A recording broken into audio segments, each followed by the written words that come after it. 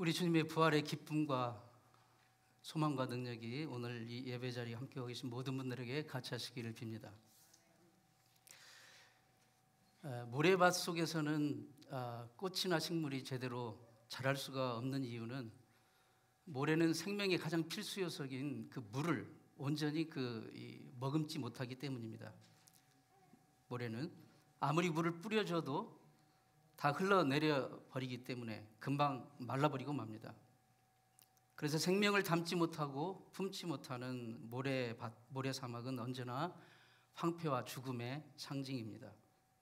그러므로 우리 사람이 참으로 진정으로 살아있다는 것은 단지 우리 육신의 몸이 호흡하고 있는 것만으로 말할 수가 없습니다.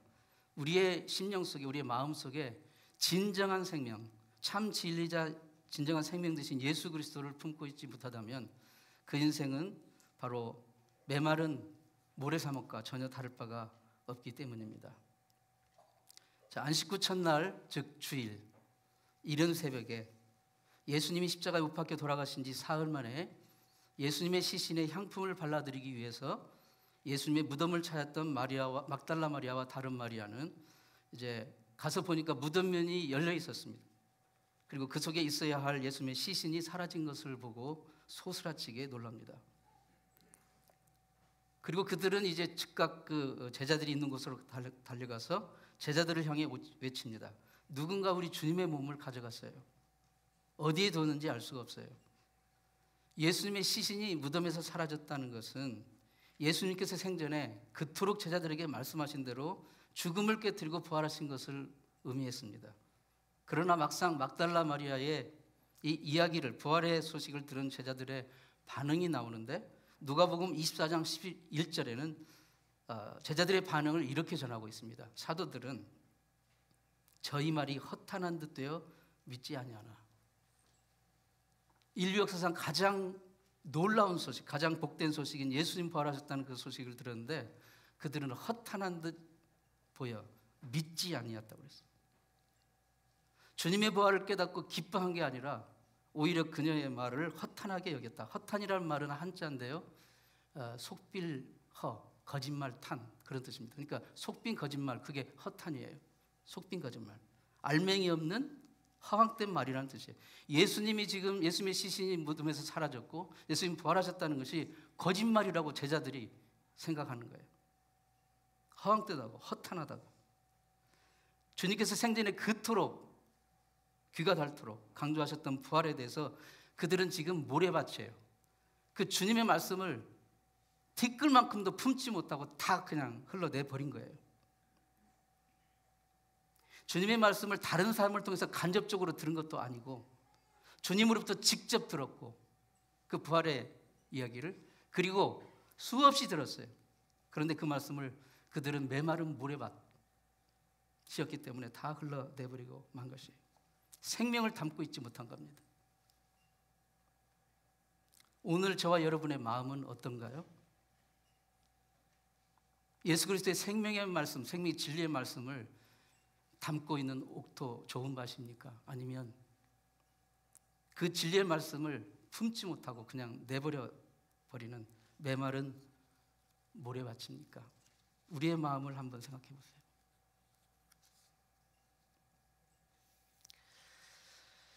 제자들 중에서 베드로와 요한은 조금 달랐어요. 그들은 막달라 마리아가 전하는 놀라운 무덤이 비었다는 그 얘기를 듣고 즉각 일어나서 무덤을 향해 이렇게 달려갔습니다. 달려갔어요. 처음에는 요한이 먼저 달려갔는데 베드로가 성질이 급하잖아요. 앞질렀어요. 어쨌든 둘이 같이 무덤에 도착을 했는데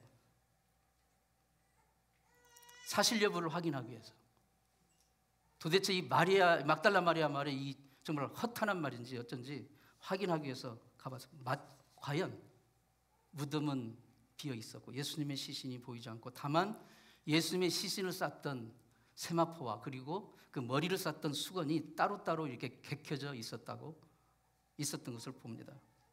그러니까 막달라 마리아 말이 허탄한 게 아니라 사실이라는 것을 이제 확인을 했어요. 그렇다면 어땠습니까? 이제는 예수님의 그 진리의 말씀을 기억해내야지 않습니까? 내가 사흘 후에 부활하리라, 사흘 후에 다시 살리라 하는 주님의 말씀을 믿고 이제 그 부활의 소식을 다른 사람들에게 전해줘야 될, 증언해야 될 그런 차례 아닙니까? 왜냐하면 그들이 지금 서 있는, 그들이 지금 목회하고 있는 이 빈 무덤은 부활의 현장 아닙니까? 그런데 본문 9절은 이렇게 기록하고 있어요. 본문 9절 보겠습니다. 저희는 성경에 그가 죽은 자 가운데서 다시 살아나야 하리라 하신 말씀을 아직 알지 못하더라.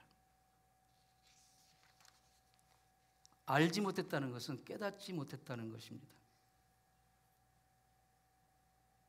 막달라 마리아 다음으로 예수님 부활하신 그 부활의 현장을 직접 목격한 두 번째 사람들이었음에도 불구하고 그들은 예수 그리스도의 부활의 진리를, 생명의 말씀을 그들의 마음속에 담고 있지 못한 거예요. 아직도 깨닫지 못한다는 거예요. 그렇다면 도대체 그들은 예수님의 빈 무덤을 보고 나서 무엇을 했을까요? 10절 말씀 보겠습니다. 본문 10절은 이렇게 말하고 있어요. 10절은 이에 두 제자가 자기 집으로 돌아가니라. 아주 심플해. 그냥 자기 집으로 돌아간 거예요. 각자 집으로 돌아간 거예요. 그 심령이 주님의 그 진리의 말씀, 생명의 말씀을 품고 있지 못하고 담고 있지 못하기 때문에 예수의 그 부활의 현장을 눈으로 보면서도 그냥 집으로 돌아간 거예요. 직접 와가지고 그 부활의 현장을 보지 못한 제자들과 다를 바가 없어요. 여기서 우리가 배우는 귀중한 믿음의 교훈이 무엇입니까? 신앙은 눈으로 본다고 해서 믿어지는 게 아니라는 거예요. 여러분, 눈으로 보는 거에 속지 마시기 바랍니다.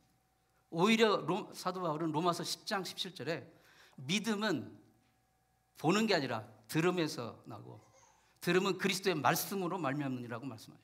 그리스도의 말씀을 들었을 때 그 말씀이 내 심령 가운데 품었을 때, 내 심령 가운데 새겼을 때, 내 심령 가운데 절대 품고 놓치지 않을 때, 흘러내버리지 않을 때 거기서 믿음이 생기는 거예요. 그게 믿음의 신비로움입니다. 눈으로 보여지는 것은 속이는 게 많아요. 여러분, 이 세상에 보세요. 지금 문화의 가장 최첨단이 비디오 아닙니까? 보여주는 거예요. 보여주는 것 속에는 속이는 것이 태반입니다. 믿음은 보는 것에서 생기는 게 아니에요. 하나님 말씀 듣고 그 말씀을 내 가슴에 품을 때 거기서 믿음이 생기는 거예요. 여러분, 천국과 지옥을 눈으로 본 뒤에 천국이 있구나 지옥이 있구나 믿는다면 이미 늦은 거예요. 내가 지옥을 봤다면 나는 이미 늦은 거예요. 보는 것으로 믿음이 생기지 않습니다. 말씀을 듣고 그 말씀을 내 가슴에 품을 때, 그리고 절대로 그 말씀을 놓치지 않을 때, 어떤 상황에서 놓치지 않을 때 거기에 믿음이 있어요. 예수님이 살아계실 당시에 얼마나 많은 사람들이 예수님을 직접 보았습니까? 얼마나 많은 사람들이 예수님을 직접 심지어 만지기도 했고 스치기도 했어요. 예수님이 행하신 놀라운 기적을 눈으로 보았어요. 그러나 그 모든 사람들이 다 영생을 소유한 자 되었습니까? 그 모든 사람들이 예수를 믿는 자 되었습니까? 그 모든 사람들이 천국 백성이 되었습니까? 그 대부분의 사람들은 오히려 예수를 십자가에 못 박으라고 외쳤던 사람들이 되었던 거예요. 믿음은 눈으로 보는 것으로 생기는 것이 아닙니다. 생명 되신 예수 그리스도의 그 말씀을 내 가슴에 품고 되새기고 온전히 담고 있을 때 거기서 생명의 역사가 나타나고 구원의 믿음이 생기는 것입니다. 그래서 예수님은 예수님의 부활을 의심했던 도마에게 요한복음 20장 29절에 이렇게 말씀하십니다. 너는 나를 본고로 믿느냐? 보지 못하고 믿는 자들이 복되도다. 복된 믿음은 듣고 그 말씀을 내 가슴에 간직하는 자. 그게 진짜 복된 믿음이라는 거예요.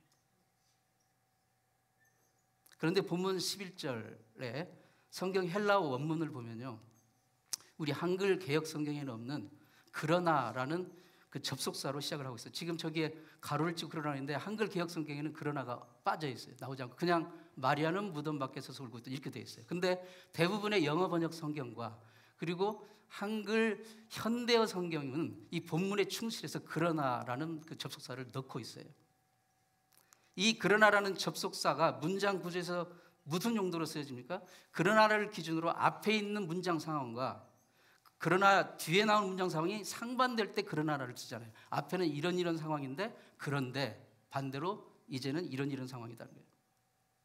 즉 원문대로 11절 읽자면 그러나 마리아는 무덤 밖에서 설고 있더니, 아까 10절에서 보여요. 두 제자는 그냥 집으로 돌아갔어요. 그러나 마리아는 무덤에 다시 왔다. 제자들은 부활의 진리를 마음속에, 부활의 진리의 말씀을, 생명의 말씀을 담을 엄두도 쳐내지 못하고 낙심 가운데 그냥 흩어진 반면에 그러나 마리아는 이 예수 그리스도의 부활의 진리, 생명의 말씀 가슴속에 품고 있기 때문에 다시 예수님의 빈무덤에 다시 두 번째 온 거예요. 예수님의 말씀을, 생명과 진리의 말씀을 마음에 품고 있는 것이 진정한 믿음입니다. 오늘 우리 모두는 예수님이 부활한 것을 본 사람이 어디 있습니까? 아무도 보지 않았어요. 그러나 우리는 믿습니다. 하나님의 말씀에 기록된 대로 우리 그 말씀을 가슴속에 품고 믿습니다. 그렇다면 다른 제자들은 다 부활의 소망을 포기하고 각자 집으로 돌아갔지만 막달라 마리아는 이 부활의 현장, 생명의 현장인 주님의 빈무덤으로 다시 돌아갔습니다. 왜 그랬어요? 그 심령이 주님의 생명의 말씀을 머금고 있었기 때문입니다. 주님이 살아계실 당시에 주님께로부터 들었던 생명의 말씀, 진리의 말씀을 고스란히 그 심령 속에 품고 있었기 때문입니다. 사랑하는 성도 여러분, 여러분의 마음속에 예수 그리스도의 생명의 말씀이 지금 품어져 있습니까? 이 부활의 아침에 저는 그것을 묻고 있습니다. 그 가슴속에 품고 있는 예수 그리스도의 생명의 말씀의 힘이 그녀로 하여금 그 부활의 아침에 아무도 가기를 두려워했던 그 무덤에 갔던 것이고 두 번이나 갔던 것입니다. 무덤이란 어떤 곳입니까? 죽음의 현장입니다. 사망의 확인장이에요. 그러나 막달라 마리아가 생명을 머금은 그 심령을 가지고 다시 빈무덤을 찾았을 때 그것은 더 이상 죽음의 현장이 아니었습니다. 막달라 마리아는 거기서 두 번째 갔을 때 드디어 부활하신 주님을 거기서 만납니다. 인류 최초로 부활하신 주님을 처음으로 만난 사람이 이 막달라 마리아예요. 그 영광을 얻게 되었어요. 무덤 같은 절망의 현장, 사망의 현장에서도 생명의 말씀을 품고 있으면 반드시 참 생명을 맛보게 되는 줄 믿습니다. 인간적으로 눈으로 만나면 각자 집으로 돌아간 게 정상적인 것으로 보이고요, 다시 무덤을 찾은 마리아가 비정상적으로 보입니다. 그러나 믿음의 눈으로 보면 오히려 정반대입니다. 진리와 영생의 말씀을 심령에 간직하지 못하고 모래바 같은 심령을 가진 사람이 돌아간 인생의 집, 그들이 집으로 돌아갔다고 했잖아요. 상징적인 의미예요. 집이라는 건 결국 어떤 것입니까? 무엇이 기다리고 있습니까? 세상 사람, 예수 생명이 없는 세상 사람과 똑같은 것이 기다리고 있는 거예요. 태어나서 자라고 뼈 빠지게 고생하다가 일하다가 결국 늙고 죽고 끝나버리는, 예수 그리스도를 구주로 만나지 못하면 영원한 멸망으로 가버리는, 그것만이 기다리고 있는 거예요. 그렇기 때문에 영원한 생명의 말씀을 간직하지 못한 인생들이 사는 집이라는 것은 결국은 무덤이 마지막으로 기다리고 있는 거 아닙니까? 이 메시지는 제자들과 막달라 마리아에게만 국한된 메시지가 아닙니다. 오늘 우리에게 주는 메시지입니다. 그래서 신앙은 지금 내가 어디로 향하고 있느냐, 그 방향이 중요합니다. 인간들은 모두 지금 어딘가를 향해서 가고 있어요. 어딘가를 향해서 가고 있는 존재들이에요. 지금 여러분 어디를 향해 가고 계십니까? 다시 그냥 집으로 돌아갔습니까? 아니면 다시 예수님의 부활의 현장에 왔습니까? 본문 10절에 두 제자는 다시 자기 집으로 돌아갔다는 것은 자기 자신으로 돌아갔다는 뜻입니다. 그들은 지난 3년 동안 주님을 따라가 다니긴 했지만 아직까지도 자기 자신의 미련을 버리지 못하고 있었던 거예요. 생명이요 진리신 주님이 아니라 아직도 자기의 미련을 버리지 못하고 거기로 돌아간 거예요. 예수 믿고 구원받은 우리 하나님의 자녀들이 가야 할 인생의 방향, 우리가 향하고 있는 길은 바로 부활하신 예수 그리스도를 만나러 가는 것입니다. 예수 그리스도의 생명의 말씀을 향해 가야 하는 것이에요. 수십 년 전에 일본의 그 젊은 사람들이 이게 한때 자살이 열병처럼 유행했던 적이 있어요. 지금도 일본은 세계에서 자살률이 가장 높은 그 나라 중에 하나 아닙니까? 대한민국도 탑을 달리고 있어요. 근데 그때 당시 많은 자살자들이 자살 장소를 어디로 택했냐면 일본의 유명한 후지산이 있잖아요. 그 도쿄 그 근처에 있는 후지산. 일본에서 가장 유명한 산 아닙니까? 거기에 그 후지산은 휴화산입니다. 언제든지 화산이 다시 폭발할 수 있는 산이에요. 휴화산. 그 분화구가 있잖아요. 거기에 떨어져 죽는 자살을 택한 거예요. 사람들이. 그래서 그 경찰 당국에서는 그 자살을 막기 위해서 막 경비원을 막 거기 주변에 설치를 하고 했는데 순식간에 떨어지는 걸 어떻게 막을 수가 없잖아요. 관광객 중에서. 그러니까 어느 날 이제 무슨 방법을 취했냐면 그 분화구 입구에다가 팻말을 설치를 했어요. 다시 한번 생각해 보라. 그 팻말을 다시 한번 생각해 보라. Think again. 지금 죽음의 그 충동에 사로잡혀서 네가 지금 자살을 하려고 하는 그것을 다시 한 번만 생각해 보고 너의 삶의 현장으로 다시 돌아가라. 심플하면서도 강력한 표였어요. 그래서 자살하려고 그 꼭대기에 올라갔다가 많은 사람들이 그걸 보고 돌아섰다고 그래요. 많은 사람들이. 의외로. 그런데 하루는 어처구니 없는 일이 벌어지고 말았습니다. 한 청년이 자살을 결심하고 이제 올라갔어요. 올라갔는데 너무 자살 생각에 몰두한 나머지 그 팻말을 미처 보지 못했어요. 그래가지고 그 딱 분하고 입구에 서서 막 내리려고 하는데 갑자기 두려운 생각이 들면서 비겁한 생각이지만 그냥 자살 포기했어요. 포기하고 딱 돌아서가지고 이렇게 돌아가는데 그때서 팻말이 보인 거예요. 다시 한번 생각해보라. 그러니까 다시 돌아가지고 그대로 떨어져 죽었다는 겁니다. 여러분, 방향이 중요합니다. 방향이 중요합니다. 방향을 정하되 주님의 생명의 말씀을 지금 여러분 가슴에 품으시기 바랍니다. 거기에 살 길이 있고 생명의 길이 있는 거예요. 말씀에 비추어 지금 나는 어디를 향하고 있습니까? 누구를 향해? 부활하신 예수 그리스도를 향하여 가고 있습니까? 그분의 진리의 말씀을 향하여 가고 있습니까? 죄와 사망의 저주를 깨뜨리고 부활하신 예수님의 진리의 말씀을 가슴에 품고 부활하신 예수님을 향하여 가고 있는 여러분 되시기를 축원합니다. 예수님을 향하여 가는 길이 왜 생명의 길입니까? 그분만이 우리의 참 생명이시기 때문이에요. 그분만이 우리의 구원이시기 때문입니다. 그분만이 우리의 참 영생의 소망이십니다. 오직 그분만이 죄와 사망을 영원히 깨뜨리신 유일하신 분이기 때문입니다. 그분만이 우리 영혼의 피난처이시기 때문입니다. 그분만이 우리가 살 이유이기 때문입니다. 그분의 사랑만이 영원히 변치 않으시기 때문입니다. 그분은 만왕의 왕이요 만주의 주이시기 때문입니다. 마침내 모든 무릎이, 모든 민족이 그분 앞에 무릎을 꿇게 될 것입니다. 모든 입술이 그분을 주라 고백하게 될 것입니다. 그분의 진리의 생명의 말씀만이 결국은 모든 사람을 마지막에 심판할 것입니다. 그렇기 때문에 그분을 향해 가는 길만이 생명의 길입니다. 예수님 부활하셨습니다. 언젠가는 떠나야 할 유한한 우리 나그네 인생길을 지나는 동안 우리는 다 어떤 길을 향하여 지금 가고 있습니다. 생명과 진리, 하나님의 말씀을 마음에 품고 부활하신 주님을 향하여 나아가는 인생 되기를 진심으로 축원합니다. 기도하겠습니다. 하나님 아버지, 예수 부활하신 이 소망의 아침, 이 기쁨의 아침, 이 기쁨과 소망이 진정으로 우리의 삶을 이끌어가는 원동력이 되게 도와 주옵소서. 우리의 마음에 주님의 생명의 말씀을 품고 그 말씀을 어떤 상황에서 놓치지 않게 도와 주옵소서. 그 말씀이 생명으로 꽃피고 열매 맺고 역사하는 놀라운 우리의 삶이 될 수 있도록 주님 축복하여 주시옵소서. 무덤 같은 절망의 형편에 처한 우리의 가정, 우리의 자녀, 우리의 일터, 우리의 삶의 현장이 주님의 빈무덤의 역사, 생명과 부활의 역사가 일어나게 도와 주시옵소서. 예수님의 이름으로 기도합니다. 아멘.